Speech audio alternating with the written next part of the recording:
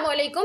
अब देखिए इस वीडियो के अंदर हम लोग अपनी एग्जाम्पल 11.3 और प्रैक्टिस प्रॉब्लम 11.3 को कंप्लीट करेंगे। हमारे पास क्वेश्चन गिवन है, find average power supplied by source and average power absorbed by resistor. ये सर्किट है, ठीक है। इसमें जो सोर्स है इसकी जो एवरेज पावर सप्लाई की गई है वो बतानी है, और ये जो रेजिस्टर है इसमें जो एवरेज पावर एब्जॉर्ब हुई है वो बतानी है। अब यहाँ पर अगर ये वर्ड ना भी यूज हुआ होता सप्लाइड का, तो हमें ये बात पता होनी चाहिए कि जो सोर्स है वो पावर सप्लाई ही करती है, ठीक है, तो वही बतानी होगी। इसी तरीके से अगर यहाँ पे एब्जॉर्ब का वर्ड ना भी यूज हुआ होता तो हमें पता होना चाहिए कि रेजिस्टर जो है वो पावर एब्जॉर्ब ही करता है। और हमसे अगर कहते हैं कि भाई ये जो कैपेसिटर है इसकी एवरेज पावर बताओ, तो आप बिना किसी कैलकुलेशन के बोल देते हैं कि ये जीरो है, ठीक है, क्योंकि कैपेसिटर की एवरेज पावर या इंडक्टर की एवरेज पावर जीरो होती है। इनकी कुछ ना कुछ पावर्स होती हैं मगर वो हम आगे पढ़ेंगे, ठीक है। अब देखें सिंपल, अगर मैं सबसे पहले सोर्स की बात करूं तो मुझे ये बात पता है कि मेरे पास एवरेज पावर का जो फॉर्मूला है वो है half VM IM cos theta V minus का थीटा आई। ये मेरे पास एवरेज पावर निकालने का फॉर्मूला है। ये जो मेरे पास सोर्स है इसमें ये जो चीज़ लिखी हुई है ये VM है, और ये जो चीज़ लिखी हुई है ये थीटा V है। ये जो वोल्टेज है सोर्स का ये फेजर फॉर्म में गिवन है, मतलब कि फेजर फॉर्म में गिवन है V, ठीक है। अब मुझे अगर इस सोर्स की एवरेज पावर बतानी है तो यहाँ से गुजरने वाला करंट भी मुझे पता होना चाहिए था, ठीक है।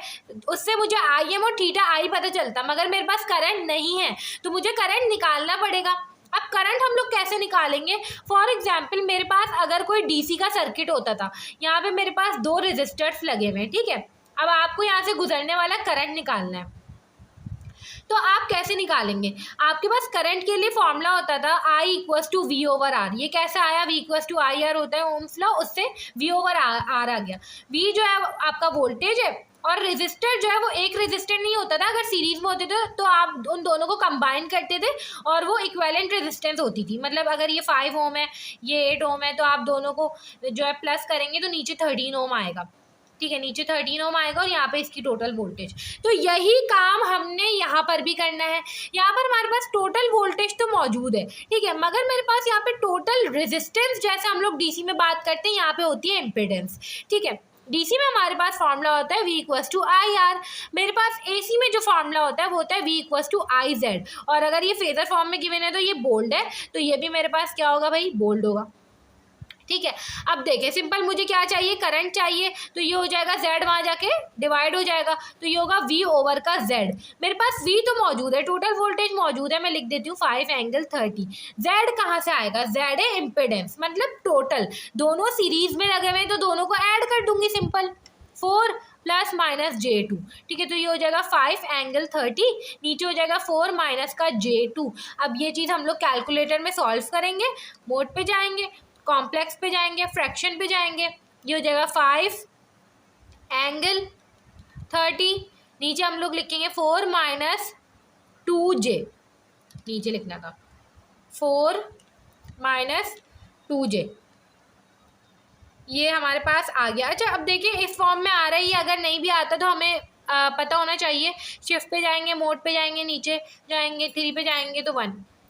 अगर ये ऐसी फॉर्म में आ जाता, अब आपको पता ही नहीं आप इसको कैसे लिखें, क्योंकि आपको इसी फॉर्म में चाहिए करंट, ठीक है, कि फिर ये आपको IM की वैल्यू और थीटा आई की वैल्यू पता चल सकेगी।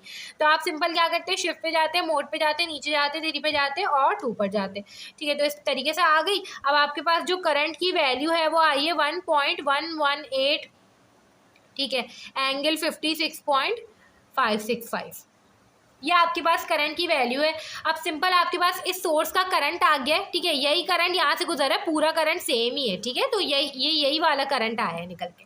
अब देखिए सिंपल मैं क्या करूँगी, पावर के लिए हाफ VM मेरे पास क्या है भाई? ये रहा 5, IM मेरे पास क्या है? 1.118 cos थीटा V मेरे पास क्या है? ये रहा 30 माइनस थीटा आई मेरे पास कितना है? 56.565, ठीक है। तो अब हम इसको सिंपल कैलकुलेट करेंगे, तो जैसे हम लोग मोड पे जाएंगे सिंपल पे, तो ये हो जाएगा हमारे पास 30 - 56.565, ये हमारे पास आ गया -26.565। तो cos -26.565 ये हमारे पास हो जाएगा कुछ ये multiply by 1.118 multiply by 5 divide by 2। हमारे पास पावर आ गई 2.499 मतलब कि 2.5 वॉट्स। ये हमारे पास जो एवरेज पावर आई है ये सोर्स की पावर है। अब हमें रेजिस्टर की पावर निकालनी है। रेजिस्टर के लिए भी हमारे पास वही दोनों चीज़ें मौजूद होनी चाहिए। अगर आपको एक केस याद हो जो हमने एवरेज पावर के लिए पढ़ा था कि भाई जब रेजिस्टर होता है तो जो ये थीटा वी थीटा आई होता है ना, ये हमारे पास जीरो हो जाता है और कॉस जीरो 1 के बराबर होता है। तो जो आप रेजिस्टर की एवरेज पावर निकालते हैं वो हाफ VMIM सिर्फ इतने फॉर्मूले से निकालते हैं। मगर फॉर एग्जाम्पल आपको ये चीज़ पेपर के वक्त नहीं याद रही, आपने पूरा एक ही फॉर्मूला याद रखा है एवरेज पावर का, उससे भी काम चल जाएगा। कैसे? P equals to half VMIM cos theta V minus theta I. आपको यही फॉर्मूला याद है, सही है। अब देखें रेजिस्टर पर भी हमारे पास दोनों चीज़ें मौजूद होनी चाहिए, वोल्टेज और करंट। करंट आपने अभी निकाला था, रेजिस्टर से वही करंट गुजर रहा है, तो करंट तो वही है हमारे पास। अब वोल्टेज की बात अगर करें तो वोल्टेज हमारे पास सोर्स का मौजूद है, ये सोर्स का वोल्टेज यहाँ पर भी नहीं होगा। मतलब ऐसा नहीं है कि यही वोल्टेज यहाँ पर भी होगा, ऐसा नहीं है, ठीक है। यहाँ पर अलग वोल्टेज होगा, यहाँ पर अलग वोल्टेज होगा, ठीक है ना।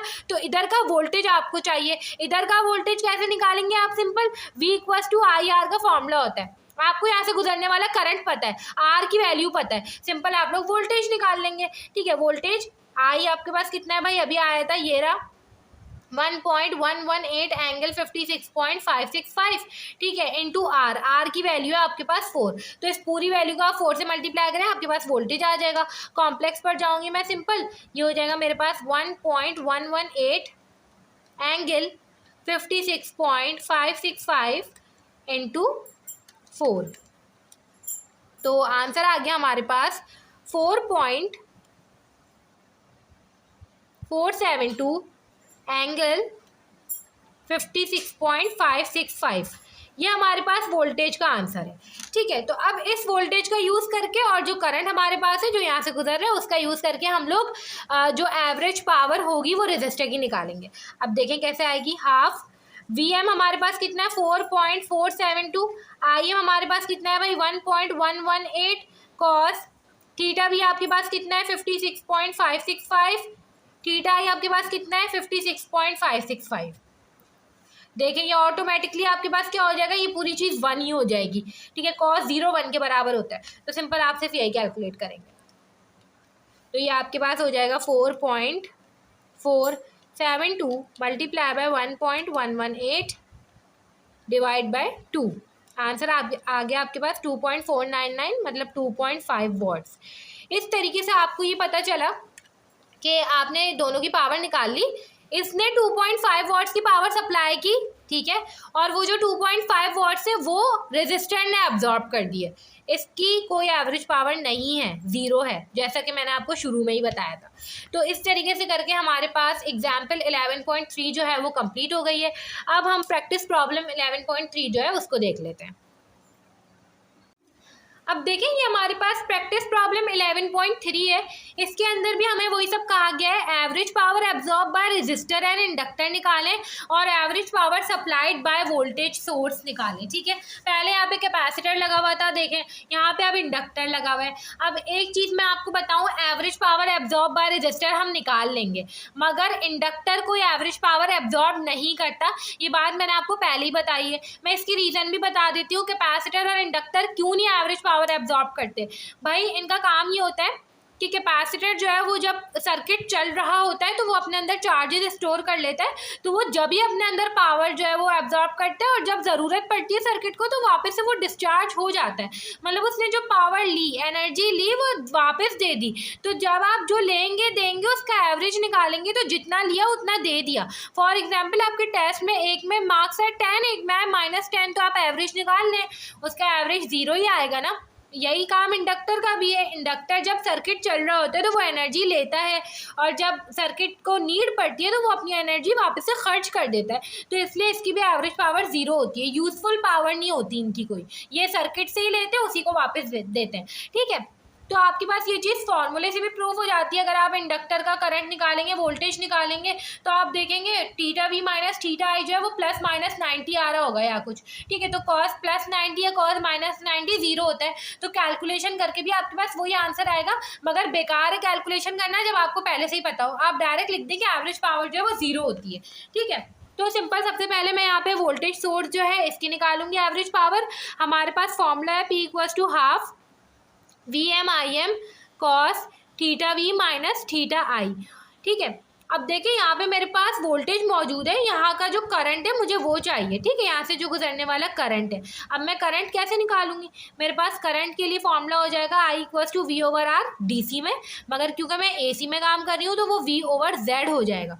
ठीक है, अब देखिए यहाँ पे Z हमारे पास क्या होगा, V मेरे पास मौजूद है 440 एंगल 45 और Z मेरे पास हो जाएगा टोटल। ठीक है, इन दोनों का टोटल क्या हो जाएगा 3 प्लस का J ओम्स 1 J या J। ठीक है, अब देखिए यहाँ पे क्योंकि I बोल्ड निकालना है हमने, V भी बोल्ड है, ये जो है वो फेजर फॉर्म में गिवन है। सिंपल ये चीज़ जो है मैं कैलकुलेटर से कैलकुलेट करूँगी, 2 पे जाऊँगी, फ्रैक्शन पे जाऊँगी, 440 एंगल 45 नीचे हो जाएगा 3 प्लस का J। आंसर आ गया मेरे पास करंट का 139.14 एंगल 26.565 एम्पेयर। ठीक है, अब मेरे पास करंट आ चुका है इस सोर्स से गुजरने वाला, मेरे पास वोल्टेज मौजूद है, मैं सिंपल एवरेज पावर कैलकुलेट कर लूँगी। हाफ VM मेरे पास क्या है, ये चीज़ VM है और ये चीज़ मेरे पास थीटा V है। VM मेरे पास है 440, IM मेरे पास आया है 139.14 कॉस थीटा V मेरे पास क्या है भाई 45 माइनस थीटा I मेरे पास है 26.565। ठीक है, सिंपल अब मैं इसको कैलकुलेट करूँगी। 45 minus 26.565 18.44 cos 18.44 multiply by 139.14 multiply by 440 divide by 2, ये आया 29039.10। ठीक है, अब देखिए जब आपके पास इस तरीके से आए ना बहुत बड़ी वैल्यू, तो आप सिंपल क्या करें, डिवाइड बाय 1000 करके किलोवाट्स में पावर निकाल लिया करें। ठीक है, तो ये मेरे पास आई है 29.04 किलोवाट्स। ये मेरे पास आई है पावर जो इस सोर्स ने सप्लाई की है। अब मुझे इस रेजिस्टर की भी पावर निकालनी है। रेजिस्टर के लिए मेरे पास यहाँ का वोल्टेज होना चाहिए और करंट होना चाहिए। यही करंट यहाँ से गुजर के यहाँ से भी गुजरेगा, तो करंट तो सेम ही रहेगा जो हमने निकाला है। ठीक है, वोल्टेज चाहिए इधर का, तो वोल्टेज के लिए मेरे पास फॉर्मूला होता है V equals to IR। Current मेरे पास मौजूद है 139.14 एंगल 26.565। R मेरे पास क्या है भाई 3 है। ठीक है, इस वैल्यू को मैं मल्टीप्लाई करूँगी, मेरे पास इस रेजिस्टर का वोल्टेज आ जाएगा। ठीक है, अब देखिए सिंपल ये हो जाएगा 139.14 कॉम्प्लेक्स पर जाएंगे अब 139.14 एंगल 26.565 इंटू 3, तो ये हमारे पास आ गया 417.42 एंगल 26.565। अब देखिए एंगल करंट का और वोल्टेज का सेम आया है, तो theta V minus theta I 0 ही होगा। ठीक है, तो वो cos 0 1 के बराबर हो जाएगा। Half VM/IM cos theta V minus theta I।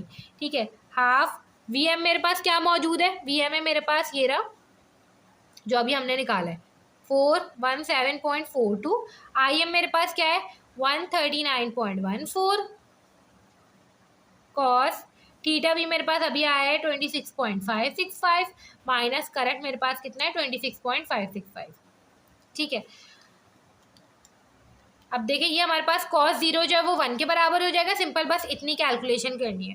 ठीक है, तो ये हो जाएगा 417.42 मल्टीप्लाई बाय 139.14 डिवाइड बाय 2, 29 उतनी ही पावर आई है 039 या 29.04 किलोवाट्स। और इंडक्टर की पावर आपसे पूछी भी है सवाल में, तो आप लिख के बताएंगे कि 0 है। P equals to 0 for inductor. इस तरीके से करके हमारा जो ये वाला क्वेश्चन है वो सॉल्व हो गया है। हमने 11.3 की एग्जाम्पल और प्रैक्टिस प्रॉब्लम दोनों कर लिए। अब हम नेक्स्ट वीडियो से जो 11.4 होगी एग्जाम्पल और प्रैक्टिस प्रॉब्लम उसको कंटिन्यू करेंगे।